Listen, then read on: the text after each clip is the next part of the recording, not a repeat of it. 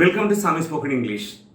இந்த வீடியோவில் நம்ம இங்கிலீஷ் ஃப்ளூயண்ட்டாக பேசுகிறதுக்கும் கிராமட்டிக்கல் மிஸ்டேக் இல்லாமல் எழுதுறதுக்கும் ரொம்பவே யூஸ்ஃபுல்லாக இருக்க போகிற 6 vocabularies மட்டும் கற்றுக்க போகிறோம்.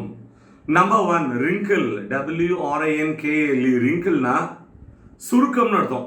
ஸோ நம்ம பெரும்பாலும் நம்ம தோலில் இருக்கிற சுருக்கத்தை wrinkleனு சொல்கிறோம். Let's see an example. அவளோட தோல் இன்னமும் சுருக்கம் இல்லாம இருக்கு. her skin is still without a wrinkle. her skin is still without a wrinkle.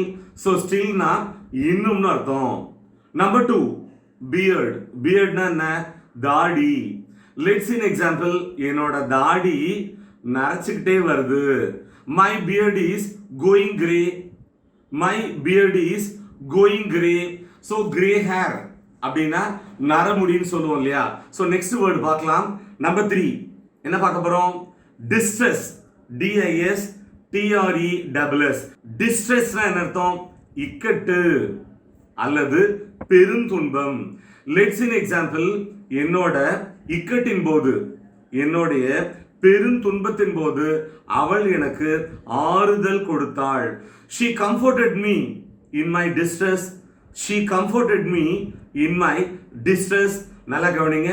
Comfort இந்த வேர்டு நம்ம எல்லாருக்குமே தெரியும். வசதியா இருக்கிறது, சௌரியமா இருக்கிறது.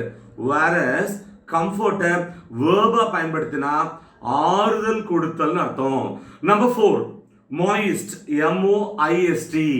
moistனா என்ன? ஈரமான அர்த்தம். let's see an example.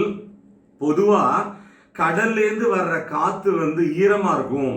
winds from the sea are usually moist. winds from the sea are usually moist.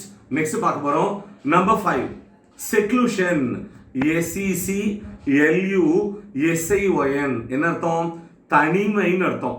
let's see an example. இப்பெல்லாம் நான் தனிமையில தான் வசிக்கிறேன், வாழறேன். I live very much in seclusion these days.